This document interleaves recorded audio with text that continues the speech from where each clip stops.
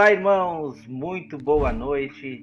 Estamos iniciando aqui mais um episódio do nosso podcast que trata sobre Apocalipse, mas agora chegamos na 7ª trombeta.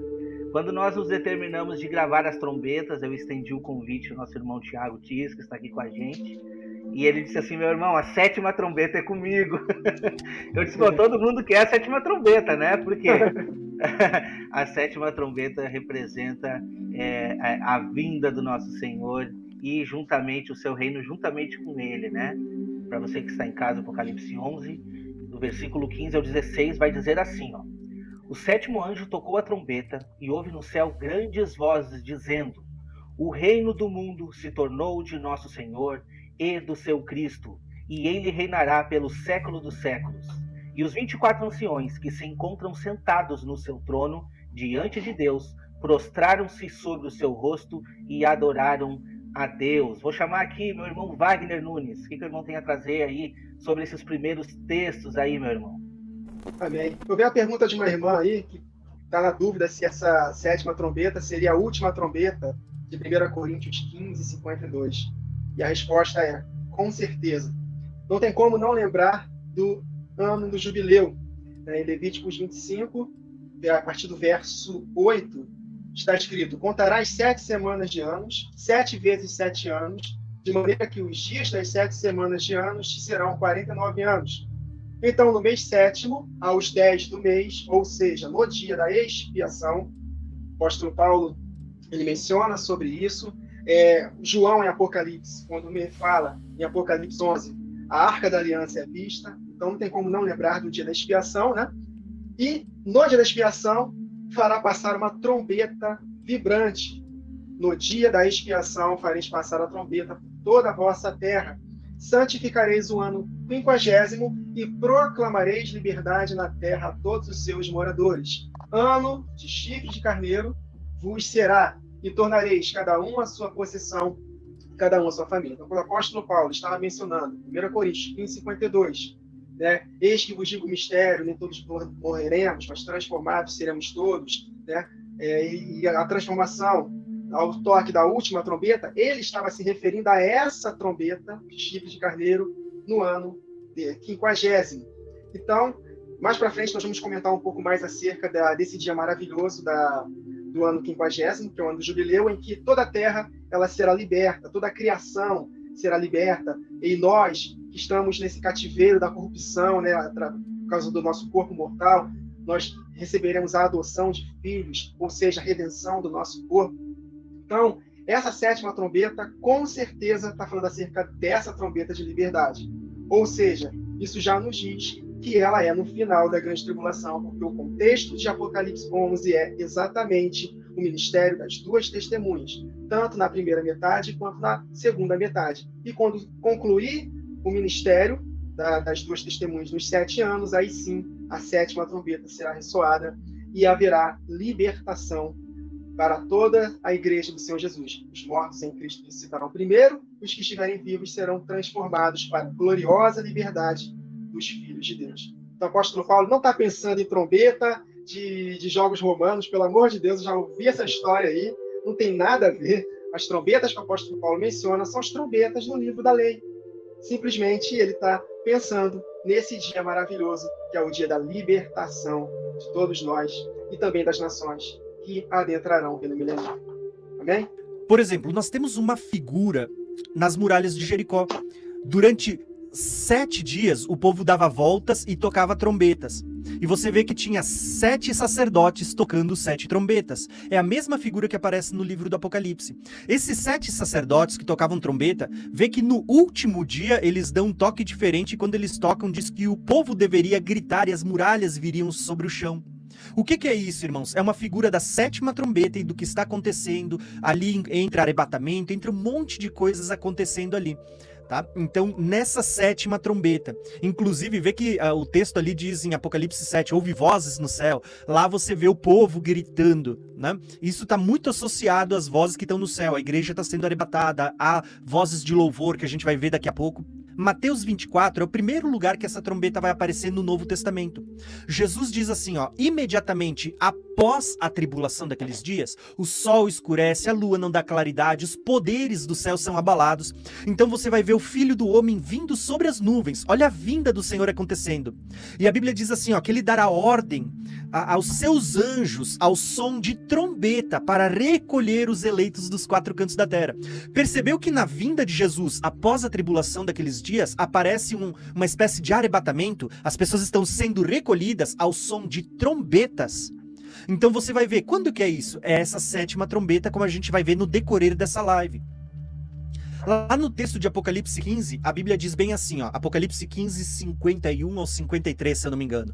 Diz assim, ó, eis que eu lhes digo um mistério, né? Nem todos dormiremos, mas todos seremos transformados no momento, né? Num abrir e fechar de olhos. Lembra que esse abrir e fechar de olhos não está falando de arrebatamento secreto, ele está falando da transformação do nosso corpo. Ele diz, num momento, num abrir e fechar de olhos, ao som da última trombeta. Pera lá, essa última trombeta, quando que ela acontece, irmãos? É a 7ª. Você tem lá no Apocalipse 7 trombetas, a última é a 7ª, né? A 7ª é a última, e Paulo teve a mesma revelação da parte de Deus que Deus vai dar a João depois. Ao som da última trombeta aconteceria o quê? A ressurreição dos mortos e o arrebatamento dos vivos. E nesse momento, os corpos de ambos seriam transformados em um piscar de olhos. Entende? Não é só esses textos. Você vê, por exemplo, Paulo falando de outro termo que as pessoas dizem, não, são trombetas diferentes, trombeta de Deus é uma coisa, última trombeta é outra, 7ª é outra, né? Mas você vê Paulo usando em 1 Tessalonicenses 4, o texto que fala de arrebatamento, Paulo vai usar a seguinte expressão. Paulo vai dizer assim, ó, dizemos a vocês, pela palavra do Senhor, que nós, os que estivermos vivos e que ficarmos até a vinda do Senhor, olha só, Mateus 24 fala da vinda do Filho do Homem sobre as nuvens. Paulo está falando em 1 Coríntios 15 também sobre a ressurreição. Agora Paulo vai escrever aos Tessalonicenses, nós, os que ficarmos até a vinda, a parousia, a vinda visível. Ele diz, certamente não precederemos os que dormem, aqueles que morreram, né? Ele diz, pois dada a ordem, né? A voz do arcanjo, o ressoar da trombeta de Deus. Percebeu de novo a trombeta? Mateus 24 tem trombeta, 1 Coríntios 15 fala da última trombeta, que é a 7ª, agora vai falar da trombeta de Deus. Irmãos, muitas pessoas dizem, não, a trombeta de Deus não é a 7ª trombeta. Irmãos, as 7 trombetas não pertencem a Deus, tudo não pertence a Deus ali no livro do Apocalipse, os juízos, os flagelos, né? Embora a gente diga, são as 2 testemunhas, é a igreja do Senhor, são anjos que estão tocando, tudo pertence a Deus. Entende? Então esse texto está dizendo assim, ó, que ao som da trombeta de Deus, tocada a trombeta de Deus, ele diz, os mortos ressuscitarão e nós, os que ficarmos vivos, seremos arrebatados nos ares para o encontro com o Senhor nos ares. Aí a gente pode usar os mais diversos textos. Quando você chega no livro do Apocalipse, você vê que João é arrebatado no dia do Senhor, se não me engano, Apocalipse 1, né? E ele diz, eu ouvi por detrás de mim um som como de trombetas, certo? Você vai para Apocalipse 10, que, se eu não me engano, foi, acho que a penúltima live de vocês sobre o Apocalipse. Apocalipse 10 tem um anjo contando um mistério que vai acontecer nos dias em que tocar a 7ª trombeta. E esse anjo, ele vai dizer assim, ó... mas nos dias em que o 7º anjo estiver para tocar a sua trombeta, ele diz, vai se cumprir o mistério de Deus, tá? Que foi anunciado pelos seus servos, os profetas. Irmãos, que mistério é esse? É o mesmo mistério que Paulo fala lá em 1 Coríntios 15. Deixa eu falar para vocês um mistério. Nem todos dormiremos, mas todos seremos transformados. Entende? Olha aqui o mistério de Deus que foi anunciado pelos profetas. Então você vê que Deus está em todo o tempo dizendo que quando chegar a última trombeta, a trombeta de Deus, a 7ª trombeta, se cumprirá o mistério anunciado por Deus. Que mistério é esse? Irmãos, é a centralização de tudo que Deus havia falado. Isso inclui... ressurreição dos mortos, arrebatamento, juízo que virá a partir de então, de uma forma como não veio antes na grande tribulação, um juízo de Deus. Então, no toque da sétima trombeta, existem muitas coisas que foram anunciadas na lei, nos salmos, nos profetas, no Novo Testamento, nos evangelhos, nas epístolas. Tudo isso vai se cumprir na sétima trombeta.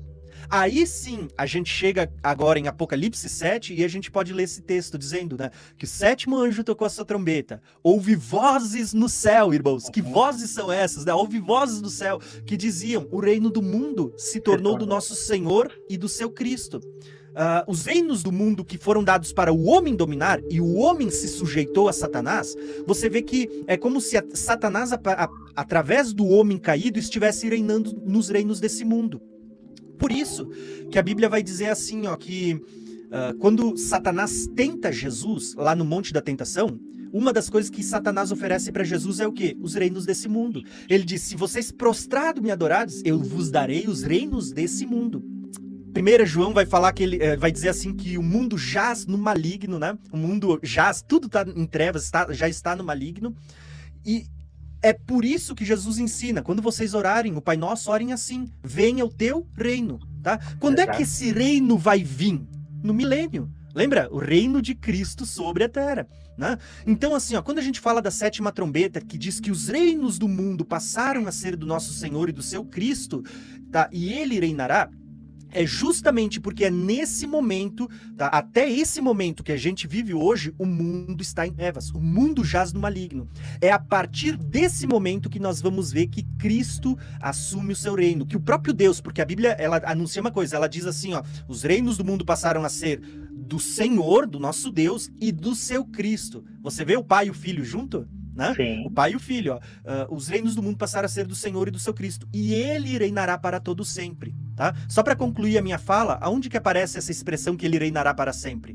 Lá em Daniel 7. Daniel 7 vai dizer assim, ó, que quando o chifre pequeno tá fazendo as atrocidades que ele vai fazer, né, blasfemar contra Deus, perseguir os santos, diz que um tribunal é posto, o ancião de dias está presente, o filho do homem se aproxima, e os reinos do mundo, eles são tirados do chifre pequeno e são dados aos santos. E o próprio Jesus lá, o filho do homem, recebe os reinos do mundo. E a Bíblia diz: será um reino eterno, um domínio que jamais passará.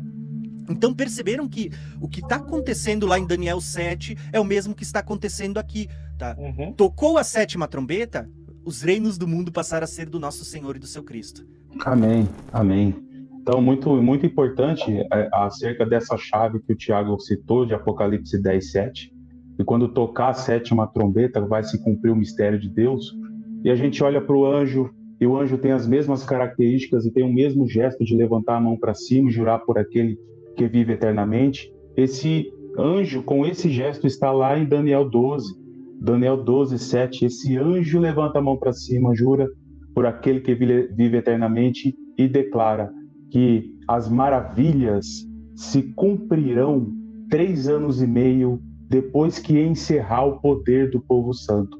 Está aí a chave, a resposta também aí, né, que esses 3 anos e meio depois que encerrar o poder, a manifestação das duas testemunhas nesta primeira metade da semana, aí você conta 3 anos e meio, porque esse ministério das duas testemunhas envolve ali 3 anos e meio, vai acabar o poder, elas serão perseguidas, aí se contam 3 anos e meio finais, e no final da grande tribulação acontecerão essas maravilhas que Daniel viu, que está no capítulo 12, fala que Miguel será levantado para batalhar, e os que estão no livro da vida serão salvos, e haverá ressurreição dos santos para a vida eterna. E essas maravilhas acontecem no final da grande tribulação.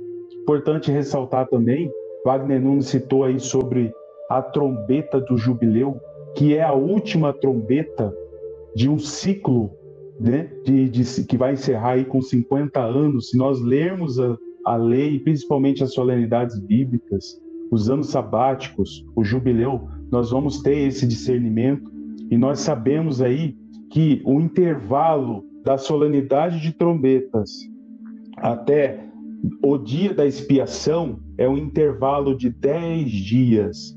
E aí, o que nós enxergamos nesse período da última semana?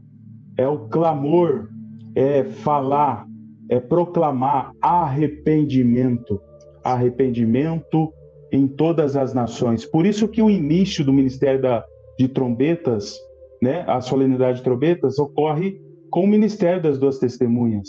E esse chamado ao arrependimento vai até o dia da expiação. Por isso que lá em Apocalipse 2:10 diz: tereis tribulação de 10 dias. Já é um gancho para que nós possamos discernir o início de trombetas até o dia da expiação, que compreende aí esse período de 7 anos. E nós, vocês citaram aí, né, acerca da muralha de Jericó, tem tantas mensagens riquíssimas ali. Eu vou só citar Josué 6:5, que ali havia um toque longo de trombeta berrante. Se nós olharmos ali a palavra no original do hebraico, é Keren Yovel, que significa esse Yovel aqui, é a mesma palavra usada para jubileu. Jubileu, que está lá em Levítico 25, verso 10. E jubileu, nós sabemos as características ali, o propósito de jubileu. Tem a libertação dos cativos, que está em Levítico 25, 10. Tem o resgate da terra, que está no verso 24. E tem a figura do resgatador, entre os versos 47 a 55, apontando para a volta de Jesus. A volta de Jesus para resgatar o seu povo. Então tem muitos elementos aí para a gente poder comentar. A gente vai fazer esse rodízio aí, né? Vai fazer esse rodízio, mas é muito importante a gente pegar esses fundamentos da lei, dos profetas principalmente, para discernir que a última trombeta ele está apontando para a 7ª trombeta do Apocalipse. E eu só quero deixar aqui, para encerrar minha fala, Isaías que fala disso. Capítulo 26, a partir do verso 17, diz assim, ó: como a mulher grávida, quando está próxima à sua hora, tem dores de parto e dá gritos nas suas dores, assim fomos nós por causa da tua face, ó Senhor. Bem concebemos nós e tivemos dores de parto, mas isso não foi senão vento. Livramento não trouxemos à terra, nem caíram os moradores do mundo. Os teus mortos viverão, e os teus mortos ressuscitarão. Despertai e exultai, vós que habitais no pó, porque o teu orvalho, ó Deus, será como o orvalho das ervas, e a terra lançará de si os mortos. Olha que interessante o verso 20. Vai, pois, povo meu, entra nos teus quartos, fecha as tuas portas sobre ti, esconde-te só por um momento, até que passe a minha ira. No capítulo 27, nós temos aqui um juízo sobre a iniquidade, e nos últimos versos diz assim, ó: naquele dia que o Senhor patejará o seu fruto desde o corrente do rio Nilo, do Egito, até os filhos, e vós, ó filhos de Israel, serão colhidos um a um, e naquele dia será tocada uma grande trombeta, qual seja a 7ª trombeta de Apocalipse 11. Louvado seja Deus por isso. Então a primeira ressurreição, ela é mais importante, naqueles que irão reinar com Cristo durante os 1000 anos. Por isso que Paulo diz, né, ao soar da última trombeta, os mortos em Cristo ressuscitarão primeiro. E aí depois a gente poderia entrar aqui em outros detalhes quanto ao que vai acontecer nesse milênio. A gente não vai tratar sobre isso aqui agora, mas o que vai estar acontecendo ali, né? Se vai ter o reino e vai ter nações, a gente acredita nisso, mas aí o que vai se decorrer a partir disso, a gente vai tratar num outro episódio. Porém, a gente vai entender que depois do milênio nós teremos a ressurreição do trono branco. E esse é um momento importante, que são as duas diferenças aí para após esse grande julgamento que vai acontecer neste milênio. Isaías 27, do 9 a 13. Olha que interessante que nos traz aqui. Portanto, com isto, será espiada a culpa de Jacó. Olha só que interessante quando a gente entende, né, sobre as duas casas de Israel. E este é todo fruto de perdão do seu pecado. Lembra o que diz nas 70 semanas? Né, as 7 maravilhas que estão lá. E o que depois Jesus disse, né, quando perguntaram para ele, mestre, quantas vezes a gente deve perdoar o nosso irmão?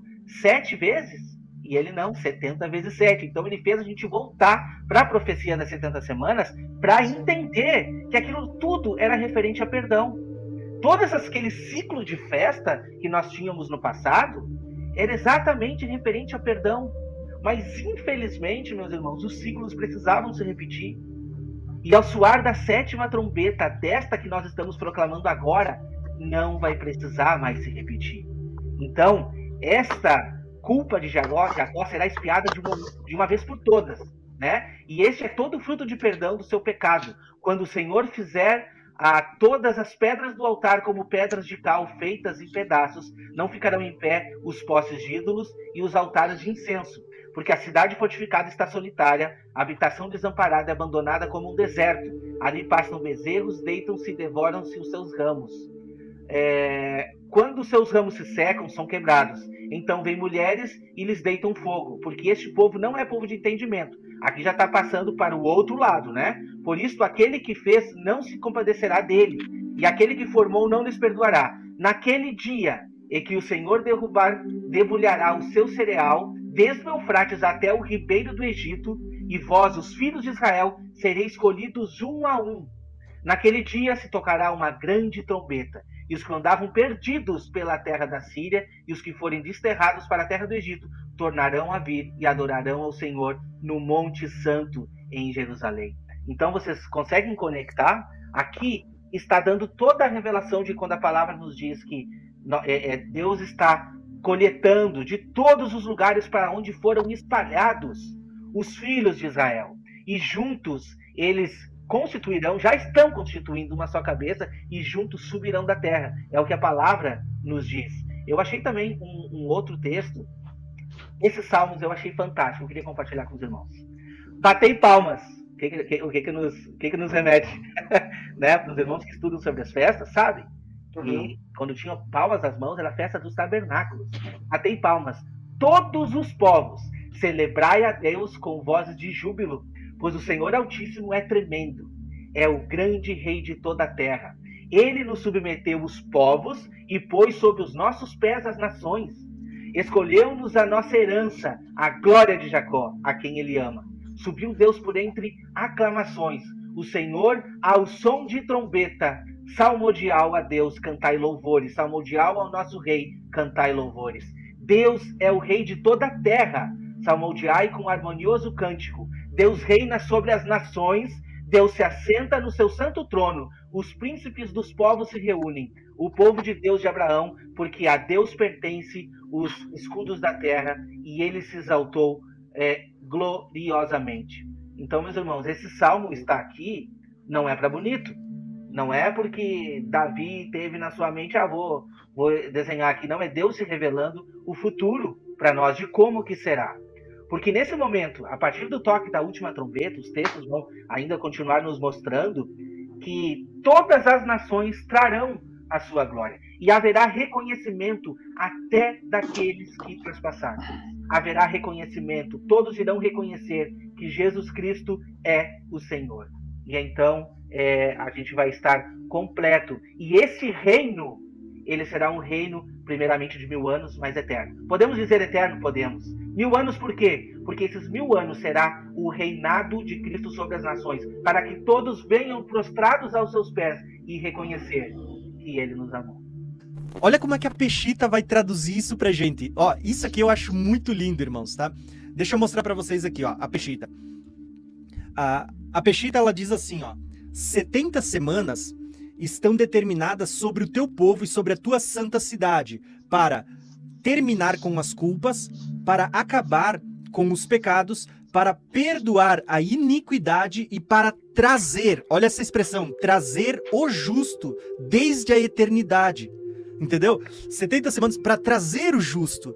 Isso está falando da vinda de Cristo. Quando toca a 7ª trombeta, cumpre-se também a última semana de Daniel. A irmã perguntou, né, se é no meio da semana, se é no final da semana. Cumpre-se a última semana de Daniel. Quando se cumpre as 70 semanas, inclusive a última semana, começa a acontecer todas essas coisas. Ele está dizendo, vai terminar com a culpa, vai acabar com o pecado, vai perdoar a iniquidade, vai trazer o justo desde a eternidade. Entenderam? Na 7ª trombeta está acontecendo a vinda de Cristo. Os reinos do mundo passaram a ser do nosso Senhor e do seu Cristo, e ele reinará. Quando diz que ele reinará, está falando agora do início do milênio, o reinado de Cristo sobre a terra, né? A vinda do justo, né? Vai trazer o justo da eternidade. Graças te damos, Senhor Deus, Todo-Poderoso, que és e eras, porque assumiste o teu grande poder e passaste a reinar. Na verdade, as nações se enfureceram. Chegou, porém, a tua ira e o tempo determinado para serem julgados os mortos, para se dar o galardão aos teus servos, os profetas e os santos, e aos que temem o teu nome. Olha só, são vários segmentos de classificação de pessoas aqui, tá? Então, servos, profetas, santos e os que temem o teu nome, tanto os pequenos como os grandes, e para destruíres os que destroem a terra. É importante entender que mesmo que vamos estar reinando na terra, nós vamos ter acesso ao céu. Porque quando Deus falou para Jacó acerca da herança que ele receberia, que no futuro ele entregaria os dízimos, né, a colheita dessa herança, ele viu uma escada e os anjos de Deus subindo e descendo sobre ela. Então, o governo vai ser na terra, mas nós teremos, por causa de Cristo Jesus, porque seremos semelhantes ao corpo glorioso dele, nós teremos também acesso aos céus, né? E nos faz lembrar aquela visão de Ezequiel no rio Quebar, né? Os querubins, né? Embaixo do mar de vidro, enfim. Nós vamos ter acesso também aos céus. Mas, é claro, nós vamos governar na terra. O irmão Tiago Tis falou de só para poder finalizar a primeira parte, ele falou de um grupo de irmãos que creem que já aconteceu, não sei o quê. E a igreja em si, boa parte dela, digamos assim, que mais que 90%, não tem o entendimento das 7 festas fixas. Para muitos irmãos, Cristo Jesus morreu na cruz, acabou. Eu tenho direito hoje a tudo que ele conquistou na cruz, né? Tudo que Jesus conquistou na cruz. Mas não é nosso direito hoje. Hoje nós temos direito, sim, de experimentar de poderes desse mundo vindouro. Mas a própria palavra de Deus diz, por exemplo, em 1 João 3, diz que hoje nós somos filhos de Deus, mas ainda não manifestou-se o que havemos de ser. Então, hoje, nós desfrutamos, sim, do benefício da Páscoa, mas a Páscoa ela não é o final de tudo, ela é o início de tudo. Foi por causa da Páscoa que Jesus garantiu o cumprimento das demais festas. Então, por falta de entendimento de que ainda há tempos determinados para se cumprirem as últimas 3 festas, e que só vamos desfrutar da plenitude da obra de Cristo na cruz exatamente no soar da 7ª trombeta, que é no dia da expiação. Então, quando nós temos esse entendimento, nós desbloqueamos essas verdades. Porque eu fui ensinado, por exemplo, de que aquele texto de Isaías 50, vou dar um parênteses bem rápido, aquele texto de Isaías 53, que Jesus levou sobre si as nossas enfermidades, eu fui ensinado de que ele já levou hoje todas as minhas doenças. Então eu não posso mais ficar doente. Só que depois que a gente estuda o mistério das festas, nós vamos entender que aquele texto é um texto profético que vai se cumprir nessa 7ª trombeta. Por quê? Se ele já levou todas as minhas doenças, então ele também levou todos os meus pecados, porque no mesmo contexto de Isaías 53 ele fala que ele levou todos os nossos pecados. Então quer dizer que eu não peco mais? Por isso que o calvinismo ensina que uma vez salvos, salvos para sempre, porque eles não têm a revelação das festas. Para ele, a cruz já está consumado, já experimentamos tudo. Mas não é bem assim. Então, ter esse entendimento é fundamental. Por isso que estamos estudando a 7ª trombeta. A 7ª trombeta nos revela isso. Que vai se cumprir o mistério de Deus. O próprio Senhor Jesus, quando esteve diante de Pilatos, o que Pilatos falou? Tu és rei? E Jesus falou, para isso eu vim. Aí Pilatos devia estar pensando, ele é maluco, ele vai morrer daqui a pouco. Como é que ele fala que é rei? Ele vai morrer na cruz como miserável. Mas Jesus, ele fala em determinado momento para Pilatos, o meu reino ainda não é daqui. Então hoje, meus irmãos, o reino de Deus está dentro de nós, mas ainda não se manifestou, queremos dizer. O que nós experimentamos na obra de Cristo na cruz são apenas poderes do mundo vindouro. Então, esses grupos existem porque eles não têm a revelação dos tempos determinados. Tá? E com relação a esse texto que o irmão Wagner leu, eu separei um texto aqui muito legal, Salmo 115, as nações se enfureceram, no próprio texto de Apocalipse 11 fala, né? Apocalipse 11, 2, falando que a parte do átrio exterior, que é o corpo dos santos, não precisa ser medido, porque ele foi entregue aos gentios, né? E calcarão aos pés a cidade santa por 3 anos e meio, 42 meses, né? Metade da semana. Na primeira metade, o ministério das 2 testemunhas, né? O grande e maior avivamento. Na segunda metade, as nações se enfureceram e aí perseguiram os santos. Mas, na ocasião da volta de Jesus, ele fará justiça aos santos. E nós vamos combater contra aqueles que estavam contra nós na batalha do Armagedon. E nós venceremos com Cristo. E no Salmo 115, vou ler aqui os versos 9 a 13, verso 9. Israel confia no Senhor. Nós somos Israel de Deus, a união de judeus e gentios, as duas casas unidas, a família de Deus. Então, Israel de Deus confia no Senhor. Ele é seu amparo e seu escudo. A casa de Arão confia no Senhor. Nós somos como sacerdotes, os 24 anciãos, vestidos com roupas sacerdotais. Ele é o seu amparo e o seu escudo. Confiam no Senhor os que temem o Senhor. Vou citar daqui, os que temem o Senhor. Ele é o seu amparo e o seu escudo. De nós se tem lembrado o Senhor. Ele nos abençoará. Ele vai se lembrar daquilo que nós estaremos passando, né, na segunda metade em diante, por causa da perseguição. Então Deus vai se lembrar de nós e vai cumprir a sua promessa na 7ª trombeta. Aí ele fala: abençoará a casa de Israel, abençoará a casa de Arão. Ele abençoa os que temem o Senhor, tanto pequenos como grandes. O Senhor vos aumente bênçãos mais e mais. Estou lembrando aqui de Jó, que passou a sua grande tribulação. E depois ele foi restituído em dobro tudo aquilo que ele havia perdido. Ele recebeu o quê? Dupla porção, dupla honra. Isaías 61 fala sobre isso, né? Falando acerca do ano do jubileu, e fala que receberemos a dupla porção. Seremos não somente vencedores, mas mais que vencedores, né? E no verso 16, vamos pular aqui, verso 15. Sejam benditos do Senhor, que fez os céus e a terra. Os céus são os céus do Senhor, mas a terra ele deu aos filhos dos homens. Nós possuiremos essa herança, a terra, juntamente com o Senhor Jesus. Aí ele fala: os mortos não louvam o Senhor, nem os que descem a região do silêncio. Nós, porém, bendizemos o Senhor desde agora e para sempre. Então, o toque da 7ª trombeta, meus irmãos, é o cumprimento das 70 semanas, do ano do jubileu, a ressurreição do último dia, né, que é a primeira ressurreição dos justos, a transformação dos vivos, a adoção de filhos, né, o Yom Kippur, o dia da redenção, tudo fala acerca dessa 7ª trombeta. Então, se nós tivermos que falar tudo que está revelado para nós acerca dessa 7ª trombeta, nós ficaremos aqui até amanhã falando, porque tem muitas verdades para falar acerca da 7ª trombeta. Como os irmãos falaram, quando a Bíblia diz assim, ó, iraram-se as nações. Bom, isso aparece em vários textos. O próprio Mateus 24 diz que quando Jesus está vindo, diz que as nações estão vendo. Então, existem nações que estão ligadas a esse contexto da vinda de Jesus.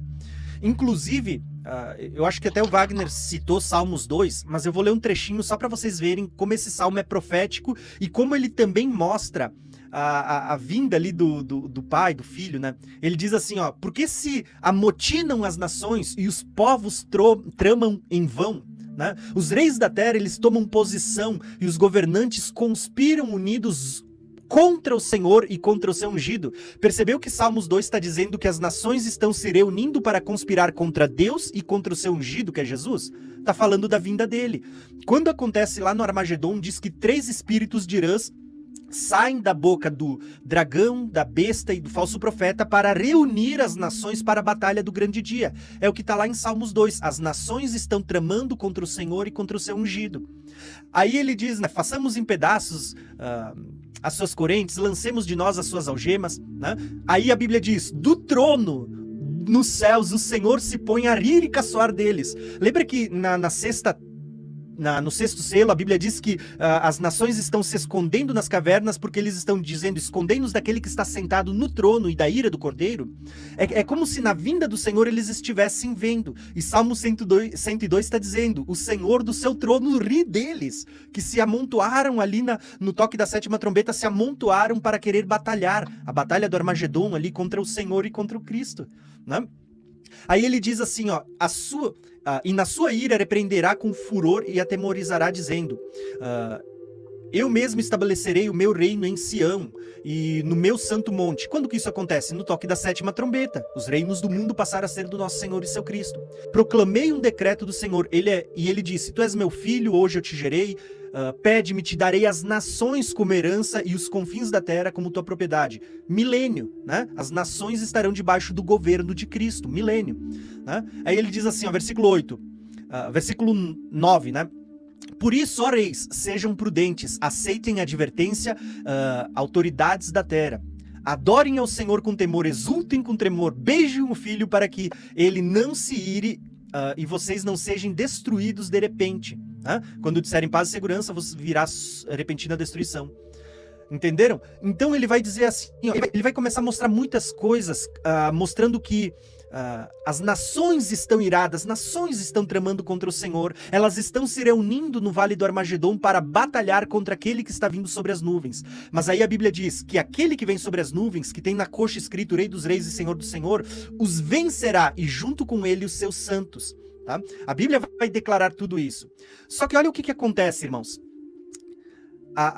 Quando a gente lê, a Bíblia diz assim, ó, então, versículo 18 do texto que a gente tem hoje em pauta, né? Apocalipse 11, 18. Iraram-se as nações, veio a tua ira e o tempo dos mortos de serem julgados. Tá, irmãos? Veio a tua ira. Quando é que vem a ira do Senhor? E o tempo dos mortos serem julgados? Né? Eu não lembro se o Wagner citou Salmo 110, mas eu vou mostrar para vocês como o Salmo 110 ele é profético e ele mostra tudo isso que a gente está falando. Salmo 110 vai declarar assim, você pode ler em casa, mas eu vou ler para vocês aqui. Ele diz assim, ó. O Senhor disse ao meu Senhor, perceberam dois Senhor conversando? O pai e o filho. O Senhor disse ao meu Senhor, assenta-te à minha direita, até que eu faça os teus inimigos como estrado dos teus pés. Aí ele diz, o Senhor estenderá o cetro do seu poder desde Sião e dominará sobre os seus inimigos. Quando convocarem as suas tropas, essa expressão, quando convocarem as suas tropas, está falando do arrebatamento da igreja. Quando o Senhor convocar as suas tropas, a igreja, aqueles que estão mortos ressuscitam, os vivos são arrebatados. Quando o Senhor convocar as suas tropas, a Bíblia diz assim, ó, o teu povo se apresentará voluntariamente. Vai ter gente saindo das covas, vai ter os vivos sendo arrebatados. Ele diz, o teu povo se apresentará voluntariamente, trajando vestes santas. O que é isso? Corpo glorificado, né? Trajando vestes santas. Aí ele vai dizer assim, ó, desde o romper da alvorada, os teus jovens virão como orvalho.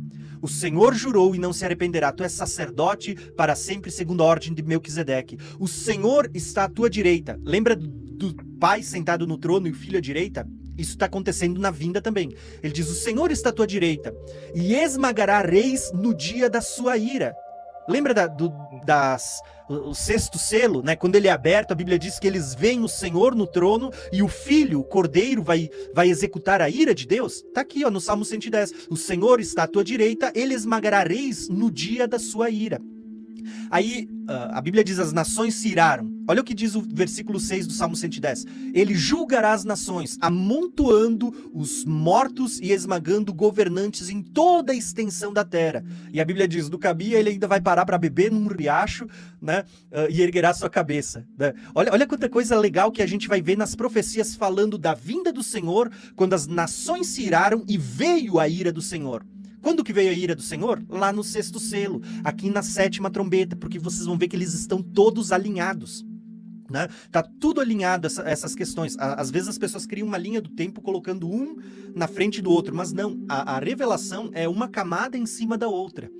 E aqui existem algumas questões, né? Eu vi que alguém perguntou se a ressurreição acontecia lá no início, se a ressurreição acontecia no meio ou no final, né? Se é antes do milênio.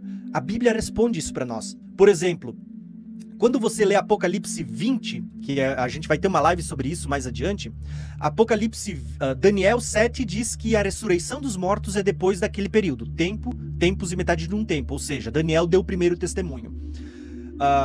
Jesus, ele vai dar um testemunho em João, dizendo assim, ó, que quando Jesus vier na glória do seu Pai, diz que os mortos ouvirão a sua voz. Quando Jesus fala da ressurreição, ele vai dizer lá em João, no Evangelho de João, capítulo 6, ele diz assim, ó, essa é a vontade do meu Pai que me enviou, tá? Que eu não perca nenhum daqueles que ele me deu, mas eu ressuscitarei no último dia. Quando é que é a ressurreição dos mortos? No último dia. Esse último dia é quando? É no final das 70 semanas. Quando encerrou as 70 semanas é o último dia. É o último dia desta era, deste templo, deste ciclo que a gente está vivendo. Aí se inicia um novo ciclo que é o milênio. A ressurreição é no último dia, no toque da sétima trombeta. Né? A gente poderia citar muitos textos. O texto que a gente leu primeiro do arrebatamento, ele diz o quê? Que quando se ouvir soar a trombeta, né, a trombeta de Deus, diz que os mortos ressuscitam e os vivos são arrebatados. Mas você vê que o Senhor está descendo das nuvens, o Senhor está descendo para se encontrar. A gente tem muitos e muitos textos mostrando essa ressurreição, mas talvez o principal deles é o que eu citei, Apocalipse 20. Diz que a primeira ressurreição acontece depois da grande tribulação, aonde até mesmo aqueles que não adoraram a besta, não colocaram a sua imagem, a sua marca na mão ou na testa, né, eles não adoraram a sua imagem, eles participarão da primeira ressurreição e reinarão com Cristo por 1000 anos. Percebe? É depois da grande tribulação, porque os que não adoraram a besta e a sua imagem também ressuscitam, mas é antes do milênio, porque eles reinarão com Cristo por 1000 anos. Então você consegue enxergar uma cronologia dos eventos acontecendo. Então, muitas pessoas vão dizer, não, mas tem uma ressurreição antes disso, a igreja não passa por tribulação. Irmãos, não existe um texto que fale sobre isso. Todos os textos mostram a ressurreição acontecendo na vinda do Senhor, no toque da 7ª trombeta, no final da grande tribulação, e é por isso que João escreve, chegou o tempo de julgar os mortos e de recompensar, de dar galardão aos servos, aos profetas, aos pequenos, aos grandes e a tudo mais, entenderam? Então, é basicamente por isso que eu quis comentar, né? De Apocalipse 11, e se a gente for estudar as duas testemunhas, depois de 3 dias e meio, um espírito vindo da parte do Senhor penetrou nelas, elas se colocaram em pé, e todos viram, olha só o que diz o texto, todos viram elas se erguendo, indo em direção à nuvem, é mais ou menos isso, entende? Houve um grande terremoto, aonde, né, o que o texto diz ali, né, que ruiu boa parte da cidade. Meus irmãos, a conexão é tremenda. Por que vocês acreditam que logo depois vem falando da 7ª trombeta? Eu posso dizer que esse tempo está conectadíssimo, está ali, ó, junto. É como se essa ressurreição, não só das duas testemunhas, mas também de todos aqueles que irão reinar com Cristo. É um momento praticamente único. Então, por isso que é interessante, por isso que a gente aqui se esforça para tentar trazer vocês para entender o plano de Deus de salvação e redenção dado primeiramente ao seu povo, o povo de Israel, onde ele desenhou todo um sistema de festas, para nos mostrar que no futuro o santuário que precisa ser purificado somos nós. É isso. A casa que precisa ser arrumada é essa. Aonde Deus quer habitar é aqui. E nesse momento vai se cumprir o que ele falou lá do início. Olha, eu nunca quis esses rituais, eu nunca quis estar presente num lugar, um cubículo chamado Santo dos Santos, onde o homem não tinha acesso. Ele quer ter acesso. E é isso que ele foi preparar para nós, que é o lugar onde nós podemos nos achegar no Santo dos Santos, mediante o sangue de Cristo, e ele se chega junto a nós mediante ao Santo Espírito. Eu vou trazer aqui a imagem da estátua de Nabucodonosor. Eu quero que os irmãos meditem um pouco no que aquela imagem está nos mostrando, porque isso ajuda a responder para os irmãos que gostam aí de profecia e que querem entender os tempos cronológicos. A própria estátua de Nabucodonosor, ela explica, tá? A gente começa entendendo que o rei teve um sonho e a partir do sonho que o rei teve, ninguém conseguiu interpretar, Daniel foi lá interpretar o sonho, e aí Daniel interpretou a estátua diante do rei, e disse que o rei seria o cabeça daquela estátua, né? Porém, olha só o que diz quando chega aqui, no versículo 31 ou 35.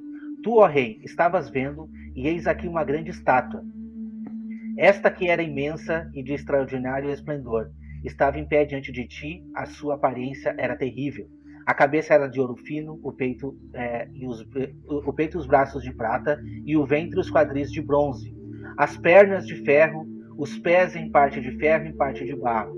Quando estava olhando, uma pedra foi cortada sem auxílio de mãos, feriu a estátua nos pés, de ferro e de barro, e esmiuçou. Então foi juntamente esmiuçado o ferro, o barro, o bronze, a prata e o ouro, e os quais se fizeram como uma palha das eiras no estio, e o vento os levou, e deles não se viram mais vestígios. Mas a pedra que feriu a estátua se tornou uma grande montanha, que encheu o quê? A terra. A montanha não encheu o céu, a montanha encheu a terra. E aí ele deu a revelação, não vou ler toda a revelação, mas eu vou trazer o texto aqui principal, tá? Nos dias destes reis, quais reis? Os 10 reis dos pés da estátua. O Deus do céu suscitará um reino que não será jamais destruído. Este reino não passará a outro povo. Esmiuçará e consumirá todos estes reinos, mas esse mesmo subsistirá para sempre. Como viste que do monte foi cortada uma pedra sem auxílio de mãos, ela esmiuçou o ferro, o bronze, o barro, a prata e o ouro. O grande Deus fez saber ao rei o que há de ser futuramente. certo é o sonho e fiel a sua interpretação. Então, meus irmãos, é fantástico. Por quê? Porque aqui está mostrando o tempo cronológico onde todos os reinos, né, como o outro texto também mostra, todos os reinos vieram ao ser do nosso Senhor, entende? Todos os reinos, e ele reinará pelo século dos séculos, né? Quanto aos outros animais, foi-lhe tirado o domínio, todavia foi-lhe dada prolongação de vida por um prazo de tempo. Eu estava olhando nas minhas visões da noite, e eis que vinha com as nuvens do céu, como filho do homem, dirigiu-se ancião de dias, e fizeram chegar até ele. Foi-lhe dado domínio, glória e o reino, para que os povos, nações e homens de todas as línguas o servissem. E o seu domínio é um domínio eterno, que não passará, e o seu reino jamais será destruído. Então, esse é o ponto que conecta tudo, meus irmãos. O que a gente está trazendo para vocês aqui é que, primeiramente, não vamos morar no céu. A gente vai viver aqui nesse mundo. Como o irmão Wagner trouxe, muitas pessoas conseguem ter esse entendimento de que nós poderemos, por intermédio de Cristo, aí estar habitando aos céus também. Mas a nossa morada vai ser aqui, porque aqui estaremos reinando com Cristo. Então, aqui estaremos neste reinado, aqui estaremos nesse julgamento, porque também existe o texto que nos diz que nós julgaremos, né? Nós estaremos ali julgando juntamente com o Senhor as nações. Então, aqueles que forem escolhidos, aqueles que forem contados junto a esses que estão cumprindo a mensagem do Senhor fielmente como igreja, estarão reinando sobre nações. Aí depois, para tratar sobre nações, a gente precisa também de um outro vídeo. Abriu-se então o santuário de Deus, que se acha no céu, e foi vista a arca da aliança no seu santuário. E sobrevieram relâmpagos, vozes, trovões, terremoto e grande saraiva. O irmão Tiago já levantou a mão, pode falar. Então, irmãos, eu acho que isso talvez é uma das conclusões mais perfeitas que tem, tá? Eu vou começar talvez trazendo uma tipologia do Velho Testamento só para vocês entenderem. Quando Deus fala com o povo, Deus diz assim, lá no Monte Sinai, quando o povo sai do Egito, chega ao pé do Monte Sinai, Deus, ele chama Moisés para subir o Monte Sinai e Deus dá uma figura. Ele diz assim, ó, vocês vão fazer para mim um tabernáculo, um templo, onde eu habitarei no meio do povo. E veja que Deus diz assim para Moisés, tu vai fazer tudo conforme o modelo que você viu no céu. Então, o próprio autor de Hebreus, ele escreve toda a carta de Hebreus, ela é embasada nessa questão, sombras e realidades. A sombra é o que estava lá no Velho Testamento, a realidade ele está mostrando como isso se cumpriu em Cristo e como ainda se cumprirá em Cristo. Então você vê que assim, ó, o tabernáculo e todos os utensílios que estavam no tabernáculo eram uma figura que apontava para uma realidade espiritual. Então deixa eu mostrar para vocês isso. Quando você entrava no tabernáculo, você tinha uma divisão. Eu até ia botar na tela, mas a minha internet hoje está um pouquinho ruim, eu não consegui separar. Lá no meu canal eu tenho uma série sobre o tabernáculo, inclusive falta 4 aulas que eu vou gravar no próximo mês. Nessa série do tabernáculo eu explico uma questão, que o tabernáculo é uma chave para desbloquear o livro do Apocalipse. É como se nós temos algumas chaves que te ajudam a desbloquear revelações do Apocalipse. As duas casas de Israel, que é chamado por Paulo de o mistério de Cristo, é uma chave. O ciclo das 7 festas é outra chave. O tabernáculo, né, é outra chave que vai te ajudar a entender e desbloquear o livro do Apocalipse. Quando você olha para o tabernáculo, você vê que todos os utensílios que aparecem no tabernáculo, eles vão aparecer no livro do Apocalipse. Então você vê, por exemplo, o tabernáculo, quando você entrava por ele, você tinha um altar de sacrifício, né? Onde os animais eram mortos, aonde tinha 4 pontas, aí você passava o sangue ali do animal. Quando o sacerdote terminava a expiação, ele vinha para fora, ele pegava o sangue da expiação, ele vinha e derramava no cantinho do altar e o sangue escorria sobre a terra. Você percebe que esse primeiro altar era um lugar onde havia morte, havia sacrifício. Havia essa primeira parte que era chamado de o átrio exterior. O que esse átrio exterior representa? A terra onde a gente vive hoje, irmãos. É um lugar onde existe pecado, onde existe morte, onde Cristo, que estava lá no primeiro lugar, ele desce, eu já vou falar de cada etapa, Cristo desce a terra e ele vem morrer por nós. Né? Onde é que o cordeiro era sacrificado? Desses 3 lugares, irmãos. Aqui embaixo, no altar de sacrifício. Cristo sai do trono e vem até o lugar de sacrifício para morrer por nós. Né? Aí você vê esse altar que aparece lá no tabernáculo, Aonde que ele vai aparecer no Apocalipse? No quinto selo. No quinto selo, a Bíblia não diz assim que é aberto o quinto selo e se vê os mortos debaixo do altar? O que era isso? O altar que tinha os mortos ali, fala do primeiro altar, o altar de bronze. Você passava o altar, tinha a bacia de bronze, que hoje eu não vou conseguir explicar, você entrava agora no segundo átrio, que era na segunda parte, o segundo compartimento, que era chamado de o lugar santo. Eu estive ali em Israel agora no início do ano passado e a gente foi em Timna Park, onde tem uma réplica do tabernáculo. E você olha dentro desse lugar santo, você tem um monte de querubins estampados. É como se esse lugar santo apresentasse tipo o segundo céu. Paulo fala de 3 céus, né? O segundo céu, o lugar onde os anjos estão diante do trono. Então você tinha ali, de um lado, você tinha a mesa dos pães asmos, onde tinha 12 pães, isso aponta para o povo de Deus. Você tinha do outro lado, castiçal com 7 hastes, aponta para a igreja, né? Aponta para os 7 espíritos que estão diante do trono, diante de Deus. Você tinha o altar de incenso. Você percebe que todas essas coisas que eu estou falando tá aparecendo também no livro do Apocalipse? Quando você entra nesse lugar santo, não tinha uma menorá com 7 lâmpadas? Você vai para Apocalipse 1, né? Você não vê ali 7 castiçais, não são as 7 lâmpadas, não é uma menorá? Aí você vê que o sacerdote entrava 2 vezes ao dia, né? Manhã e tarde, e ele limpava esse candelabro, né? Esse castiçal, essa menorá. Não é o que Cristo está fazendo em Apocalipse 1? Cristo vestido de sumo sacerdote, de vestes brancas, entre os 7 castiçais? Então você começa a montar uma figura, você vai ver que aquilo que Deus deu para Moisés lá no Monte Sinai é o que você tem como pano de fundo do livro do Apocalipse. Aí você passava o castiçal de frente para o próximo véu, o que você tinha? Um altar de incenso, onde os sacerdotes iam lá, largavam incenso, pegavam um incensário também, né? Você vai para Apocalipse, você não tem um anjo com um incensário na mão, ele pega brasas do altar de ouro, que é esse altar que está ali dentro, e ele lança sobre a terra esse incensário de ouro. Apocalipse está mostrando o tabernáculo. Por diversas vezes você vê várias figuras sendo relatadas, como por exemplo, olha como isso é lindo. Diversas vezes você vê dizendo assim, ó, o santuário celeste, o santuário de Deus, abriu-se o templo. Várias vezes está aparecendo figuras que apontam para o tabernáculo. Quer entender o livro do Apocalipse? Olha para o tabernáculo, entenda o ciclo que acontece lá e você vai entender o livro do Apocalipse. Então, quando você passou a primeira parte, que era o átrio exterior, passa a segunda parte, que é o lugar santo, você chega agora no terceiro, que é chamado de o Santíssimo. Ali você tinha a Arca da Aliança. Irmãos, o que é a Arca da Aliança? Se o altar de bronze aqui representava o mundo dos mortos, representa a terra, embaixo dele o mundo dos mortos. Você passa para o lugar santo, você vê o lugar onde os anjos habitam. Você passa para o terceiro lugar, a gente poderia chamar aqui de o terceiro céu, e você vê a Arca da Aliança. O que é isso? É o símbolo do trono de Deus, irmãos. Sabe, por que eu fiz toda essa colocação? Porque muitas pessoas vão dizer, olha, quando o templo foi destruído, a Arca da Aliança desapareceu, ninguém sabe onde ela está. Aí muitas pessoas vão ler o livro do Apocalipse e vão dizer, tá vendo? Deus levou a arca para o céu.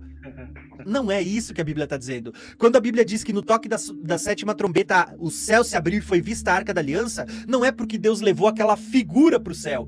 É porque as pessoas estão vendo a realidade que era tipificada naquela figura. A realidade da Arca da Aliança era o trono de Deus. Quando Deus manda Moisés fazer uma arca, Deus diz assim, ó, eu vou habitar no meio do povo. E ali, sobre a tampa do propiciatório, sobre aquela tampa da arca, Deus diz assim, ó, ali eu virei e falarei contigo. Aonde que a glória de Deus habitava no meio do povo? Na tampa, ali em cima daquela arca. Era onde a glória de Deus estava concentrado. Deus é onipresente, ele está em todos os lugares ao mesmo tempo, mas ele concentra a sua presença onde? No trono, que está nos céus, nesse lugar que é chamado de o Santíssimo. Entenderam? Então quando a gente vê assim, ó, abriu-se, tocou o anjo a 7ª trombeta, abriu-se o tabernáculo no céu e foi vista a arca. O que é isso? O trono de Deus. E você vai ver que quando você tem esse entendimento, muitas coisas se desbloqueiam. No 6º selo, a Bíblia não diz que as pessoas estão olhando para cima, estão vendo o trono de Deus e eles estão dizendo, escondendo-nos daquele que está sentado no trono e da ira do Cordeiro. O que é, irmãos? No 6º selo, as pessoas estão olhando para cima e estão vendo. É porque tocou a 7ª trombeta, as pessoas viram a arca, viram o trono de Deus. É tudo conectado. Quando a gente lê, se não me engano, o autor de Hebreus vai dizer assim, ó, que o povo da primeira aliança, ele teve medo, eles estremeceram, porque parecia um espetáculo terrível.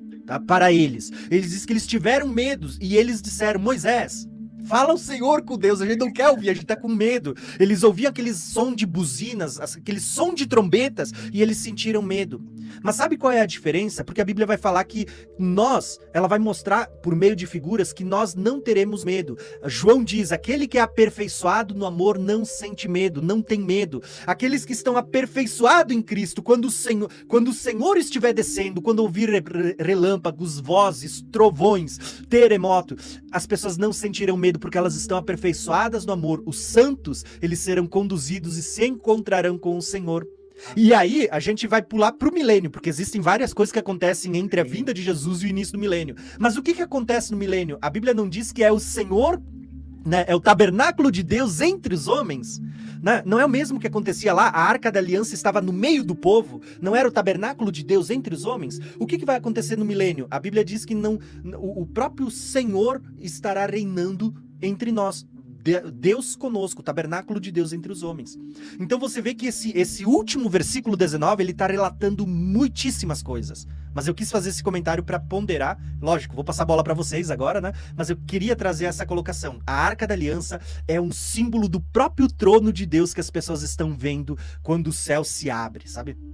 Na Arca da Aliança, nós temos ali alguns elementos. Nós temos as duas tábuas do testemunho, que aponta ali para o ministério das duas testemunhas novamente, para o ministério da igreja nesses últimos dias, exercendo o protagonismo ali junto com Jesus para restaurar todas as coisas, o Elias que há de vir e restaurará todas as coisas, como Pedro também mencionou lá em Atos capítulo 3. Nós temos ali junto à Arca da Aliança a vara de Arão que floresceu, e nessa vara era uma vara de amendoeira. E o que Deus fala para Jeremias? Jeremias, você viu a vara de amendoeira? Pois bem, eu velo em cumprir com a minha palavra.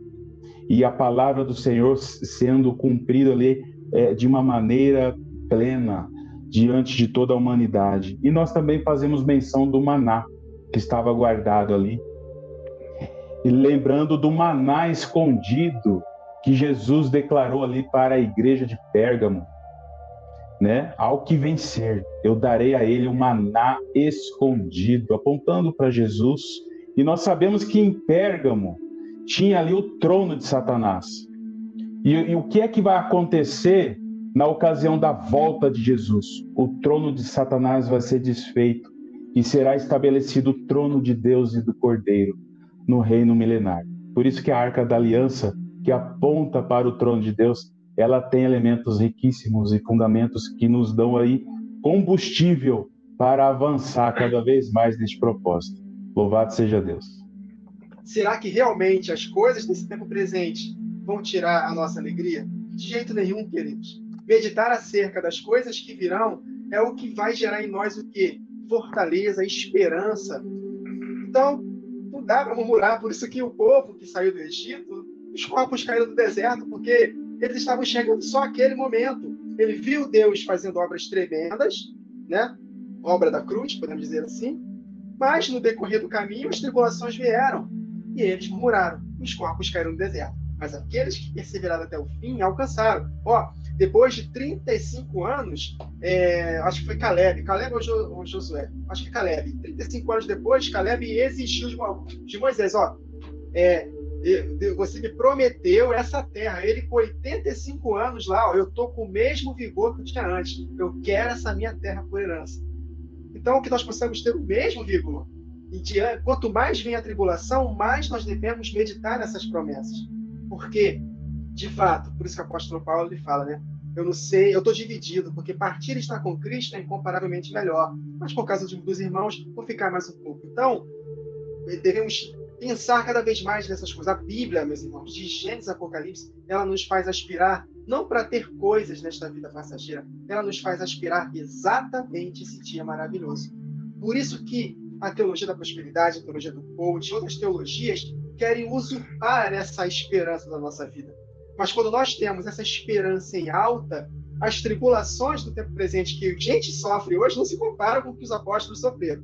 Se estivermos vivos na ocasião da grande tribulação, sim, vamos sofrer o que ele sofreu. Mas na nossa vida aqui cotidiana, meus irmãos, não tem nenhuma tribulação que possa tirar a esperança desse dia maravilhoso.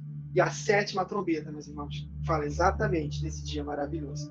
A redenção do nosso corpo, quando de fato nós seremos adotados, seremos semelhantes ao corpo glorioso do Senhor e reinaremos com Cristo nesta terra por 1000 anos e depois por toda a eternidade. Então vale a pena nos encher dessa esperança e, obviamente, olhar para a nossa vida. Porque Raabe é uma figura da igreja. E Tiago, ele citou Raabe, que foi justificada por obras. E o contexto de Tiago 2 é a obediência aos 10 mandamentos, que resume não praticar as obras da carne. Então, devemos alimentar nosso coração dessa esperança e olhar para a nossa própria vida, para que possamos andar em santidade. Porque sem santificação, ninguém verá o Senhor como Ele é. Então é isso. Diante dessas coisas maravilhosas que o irmão Tiago Tis falou, fiquei aí maravilhado com tanta revelação, mas isso alegra o nosso coração. Então quero trazer vocês aqui mais uma vez para meditar exatamente nesse tabernáculo que o irmão Tiago trouxe. Existiam 3 níveis: o pátio, o lugar santo e o lugar santíssimo. O homem se achegava no máximo ali ao pátio, levando o seu cordeiro. O sacerdote imolava o cordeiro e só o sumo sacerdote entrava no lugar santíssimo. Nós não tínhamos esse direito e hoje nós temos. Nós temos o direito de entrar no Santo dos Santos por intermédio do corpo de Cristo. E quando a gente reflete um pouquinho nas festas ainda, a gente vê que só poderia passar pela expiação quem cumprisse o ritual desde a Páscoa. Então, aceitar o Cordeiro é o primeiro passo. Esse é o primeiro passo para entrar nesse último dia. Qual é o último dia? A esperança que todo o povo tinha da saída do sumo sacerdote do lugar santíssimo. E então, a gente concretiza com o que Apocalipse diz: eis o tabernáculo de Deus com os homens. Quando? Ao ressoar da última trombeta. Meu irmão, não perca a oportunidade de entrar nesse ambiente sagrado que é o lugar santíssimo. Purifique as tuas vestes. Aceite o Cordeiro como aquele que fez a expiação por você. E por intermédio de Cristo Jesus, entre nesse lugar de adoração, entre no lugar santíssimo, para que naquele dia, quando toda a humanidade olhar para cima, veja esse concerto e veja você lá, vindo com Cristo nas nuvens. E isso é muito poderoso. Eu gostaria de deixar essa palavra com você no dia de hoje. Com muita alegria no meu coração. Aprendo com todos vocês. A cada dia eu vejo que eu tenho muito a aprender. Então agradecemos a todos aqui do canal Voz de Trombeta, canal Wagner Nunes. Graça e conhecimento. Muito obrigado mais uma vez, irmão Tiago Tis. E até a próxima semana. Deus abençoe a todos, meus irmãos. Uma ótima noite.